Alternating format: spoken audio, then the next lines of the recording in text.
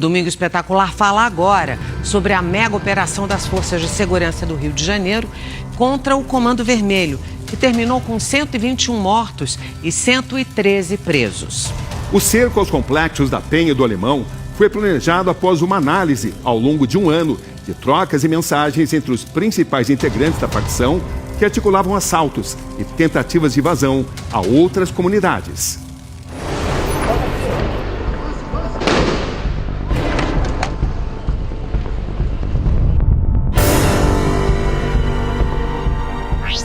Nós corremos aqui para uma área de casa que não pega tiro, né? Ficamos muito assustados porque era barulho de tiro, som de explosões, como se fossem granadas explodindo.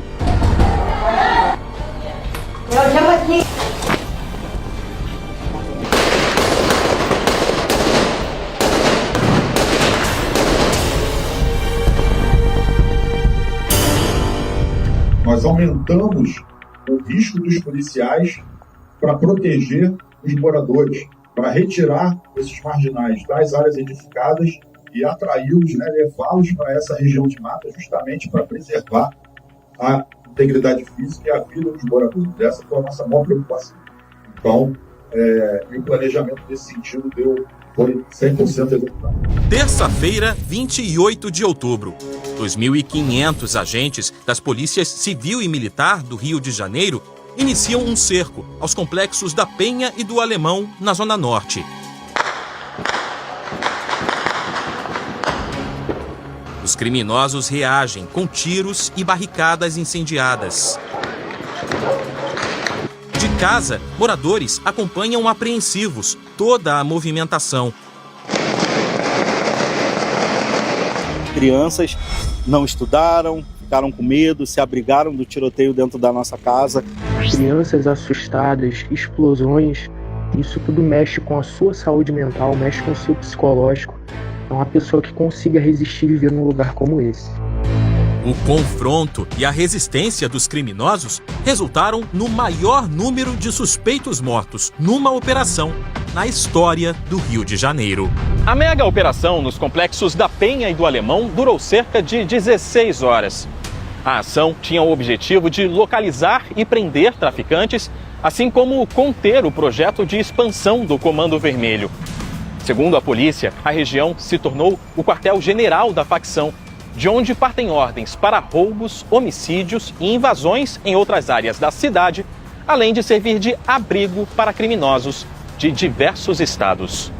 É preciso que haja uma mobilização nacional no sentido de combate a essa organização, que não é mais uma organização criminosa, é uma organização terrorista, com práticas terroristas, com táticas de guerrilha,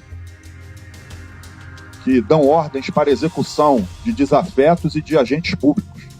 Estas imagens, obtidas pelo Domingo Espetacular, mostram a livre circulação de armas e drogas nos conjuntos de comunidades. A tropa tá na pista. Morador na rua, as crianças, maior paz, copiou, meus amigos. Vídeos gravados pelos próprios criminosos também mostram o treinamento de traficantes da região com armas de grosso calibre.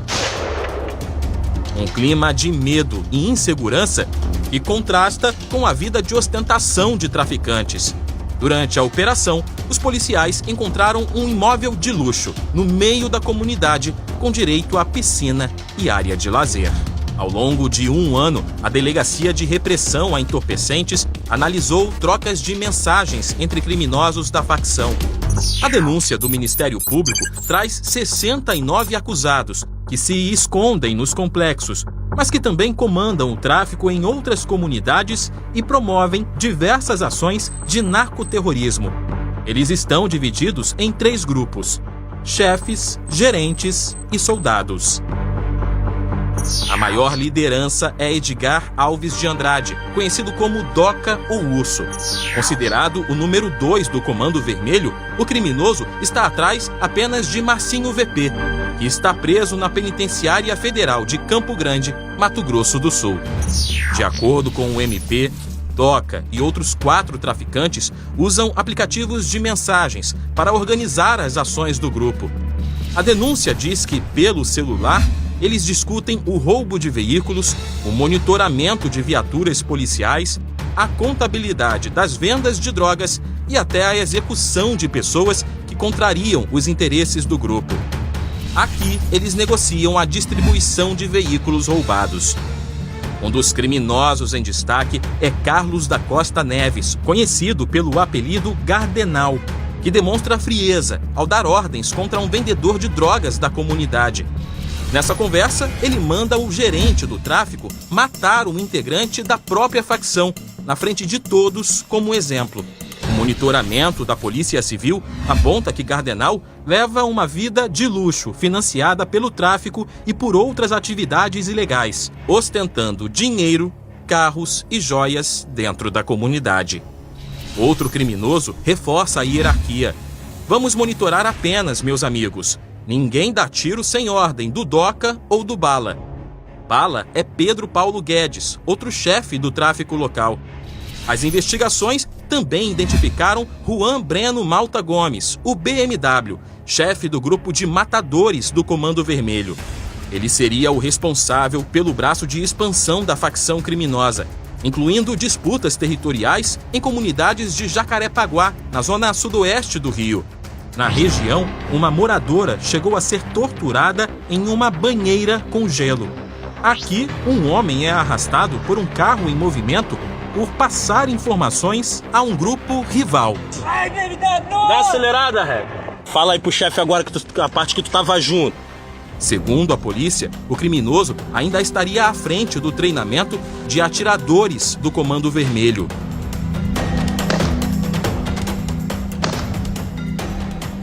Apenas nas primeiras horas de operação, 60 suspeitos morreram em troca de tiros.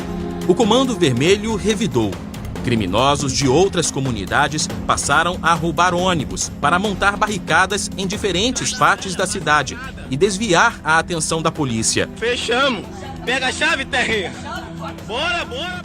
Mais de 100 ônibus e caminhões foram usados como barricadas. As principais vias do Rio tiveram o trânsito interrompido. Por precaução, lojistas liberaram os funcionários mais cedo. Este mercado foi saqueado. Irmão, olha como é que tá isso aqui, irmão. Ao longo do dia, pelo menos 4 pessoas que passavam pela região foram atingidas por balas perdidas e levadas para o hospital. Entre as vítimas estava esta mulher, baleada dentro de uma academia. Fiquei meio assustada com o barulho que foi muito alto e começou a queimar meu glúteo, né, que entrou no glúteo, e foi aquele susto, aquela movimentação, mas agora tá bem. 17 policiais também foram baleados e socorridos por colegas de farda. Entre eles, o delegado Bernardo Leal, um dos responsáveis pela operação. Estas imagens mostram policiais quebrando uma parede para chegar até ele. Bernardo precisou ser carregado por becos e vielas sob intenso tiroteio. No hospital, o delegado teve a perna amputada.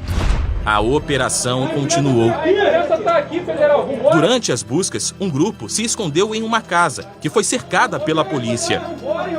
Sem saída, restou a rendição. A negociação foi filmada por uma moradora, a pedido dos suspeitos. Aperta pra filmar, já tá filmando. Um a um, o grupo foi se entregando. 22 suspeitos foram presos no local. Mas nem todos tomaram a mesma decisão. Estas imagens feitas pela polícia mostram criminosos circulando na parte alta do morro. A certeza da impunidade foi compartilhada nas redes sociais. Ei, cadê o blindado, mano? Cadê o blindado? Com armas de grosso calibre e vestindo roupas camufladas, estes homens desafiavam a polícia. Isso daqui é o Império do Urso, filhão. Não sobe, filho, não sobe. Este vídeo, feito por policiais, mostra outro ponto de observação do tráfico montado na mata. O que os criminosos não sabiam é que a área já era monitorada por drones da polícia, que ajudaram as equipes em terra a se posicionarem. Para entender melhor como os drones foram fundamentais na operação, Nós viemos a Niterói, na região metropolitana do Rio, onde fica a base do grupamento aeromóvel da Polícia Militar. São mais de 50 equipamentos como esses, todos com sensor de temperatura, visão noturna e monitoramento de longa distância. Agora, por exemplo, nossa equipe é monitorada pela polícia. Mas basta mudar de ângulo que a câmera consegue mostrar a movimentação no aeroporto Santos Dumont, do outro lado da Baía de Guanabara, a 5 quilômetros de distância. A gente atuou, nesse último evento, num cenário de operações especiais, em ambiente conflagrado, mas a gente também opera em grandes eventos, a gente faz levantamentos de inteligência, onde a gente atua com essa parte de inteligência, vigilância, reconhecimento. A gente tinha 11 ou mais pilotos distribuídos ali, fornecendo imagens dedicadas a patrulhas. Os equipamentos já vinham sendo usados no planejamento das ações, que começou 2 meses antes. O drone ele tem um efeito sigiloso e ele pode ser utilizado em operações de inteligência, vigilância e reconhecimento com bastante discrição. Já os helicópteros eles têm um poder dissuasório grande, justamente por conta do impacto que é uma aeronave tripulada sobrevoando um ambiente de conflito. O chefe do núcleo de drones do grupamento explica que o treinamento de cada vez mais policiais é fundamental para otimizar o uso do equipamento em operações. Esta semana, 40 PMs iniciam um novo curso de formação. Mas a tecnologia também está na mira do tráfico. As investigações indicam que o uso de drones também era uma preocupação do Comando Vermelho havia pelo menos 2 anos. Tem que entender que hoje o criminoso tem acesso a tecnologias. Então, redes de Wi-Fi, mídias que são deixadas, e aí a gente tem acesso a arquivos de nuvem. Tudo isso foi colhido naquele ambiente onde foi realizada a operação. Então, nesse sentido, a gente entende que avançamos muito. O ex-instrutor do BOP, o Batalhão de Operações Especiais da PM do Rio, alerta que os drones em mãos erradas elevam os riscos. Os criminosos começaram a usar inicialmente para monitorar o movimento das tropas policiais durante as operações e agora essa medida improvisada inicialmente para lançamento de artefatos explosivos contra as forças policiais. Foi o que aconteceu durante a operação da última terça, quando um objeto em chamas foi lançado em direção às equipes. A polícia diz ser uma granada. O planejamento da operação previa incursões por 4 acessos diferentes. O objetivo era reunir o maior número de criminosos possível. Os traficantes buscaram abrigo em uma área de mata, na Serra da Misericórdia, que fica entre os complexos da Penha e do Alemão. O que eles não sabiam era que já havia homens do Batalhão de Operações Especiais à espera. A tática foi chamada de Muro do BOP. Essa estratégia do Muro do BOP é uma estratégia inovadora. A nossa área técnica e nós decidimos por ocupar a parte alta da Serra da Misericórdia, estabelecendo o Muro do BOP e empurrando esses marginais para uma área de contato dentro da mata da Serra da Misericórdia, proporcionando uma proteção para a população de bem que mora naquela região. A rota de fuga é a mesma usada por traficantes em 2010, durante a ocupação das forças de segurança do conjunto de comunidades. Na época, não houve troca de tiros. Quase 2 anos depois, a região recebeu as primeiras UPPs, mas o projeto perdeu força ao longo do tempo. Desta vez, dezenas de suspeitos morreram em confronto com a polícia no local. No caminho, ficaram as marcas da violência. Cápsulas de fuzil no chão, árvores atingidas e até granadas. Ainda na noite de terça-feira, os primeiros corpos foram retirados da região. Alguns usavam roupas camufladas do Comando Vermelho, que foram removidas por moradores. Quando a quarta-feira amanheceu, dezenas de corpos já estavam enfileirados num dos acessos ao Complexo da Penha. A gente nunca vivenciou o que a gente está vivenciando hoje aqui na Penha. A cena se repetiu no Instituto Médico Legal do Rio e precisou montar uma força-tarefa para fazer exames e identificar os mortos. nós tivemos narcoterroristas neutralizados de 4 das 5 regiões do país. Só não tivemos da região sul. Além de toneladas de drogas e munição, 91 fuzis foram encontrados durante a operação. É o maior número de apreensões desde 2007. Do trabalho incansável e dramático no socorro de policiais baleados, ao luto das forças de segurança. Somente na terça-feira, 4 policiais morreram.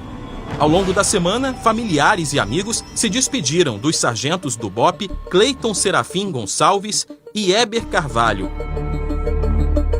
Além de Marcos Vinícius Carvalho, um dos mais respeitados investigadores do Rio, e Rodrigo Cabral, que estava havia 2 meses na Polícia Civil. Para os familiares, é o reconhecimento e o agradecimento desses policiais que deram sua vida para salvar a população do Rio de Janeiro. São verdadeiros heróis.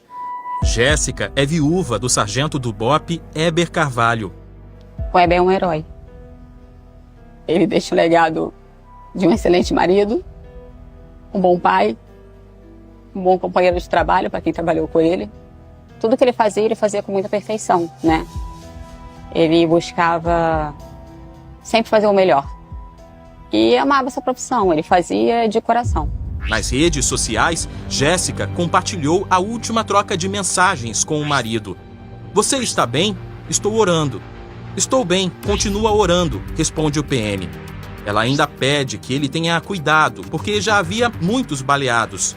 Sem resposta, 1 hora depois, Jéssica pede: "Amor, me dá um sinal de vida sempre que puder." Ela insiste com ligações, mas o marido já estava morto. A informação que eu recebi é que ele foi alvejado ao tentar socorrer um amigo. Então, esse amigo foi baleado e ele foi para puxar o amigo e acabou tomando um tiro na cabeça. E veio a falecer na hora.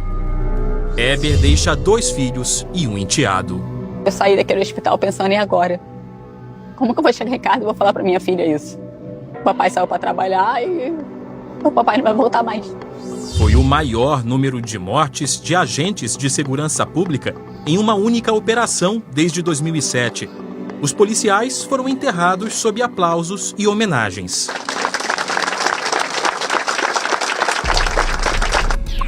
Uma pesquisa realizada depois da mega operação trouxe dados importantes. O levantamento revelou que 87,6% dos moradores de favelas aprovaram a ação da polícia. Para 88,8% dos moradores de comunidades, os mortos na operação eram criminosos. Sobre o impacto da operação na segurança pública do Rio, 34,4% acreditam que o reflexo será muito positivo, 19,3% que será positivo, 17% que será muito negativo, enquanto 15,6% avaliam que terá pouco ou nenhum impacto. Para 9,5%, o impacto será negativo e 4,2% não souberam responder. Foram entrevistados 1.527 moradores da cidade do Rio de Janeiro, entre os dias 29 e 30 de outubro. Apesar de todos os esforços, o principal nome do Comando Vermelho em Liberdade conseguiu escapar. Os investigadores chegaram a localizar o esconderijo do traficante. A área era monitorada por homens armados. São os soldados que montam linhas de segurança e a gente tem uma certa dificuldade porque tem que ultrapassá-las. E, obviamente, isso dá chance para ele fugir. Fugiu dessa vez, mas as operações vão continuar, seja no Complexo da Penha do Alemão ou qualquer outro lugar onde ele esteja escondido.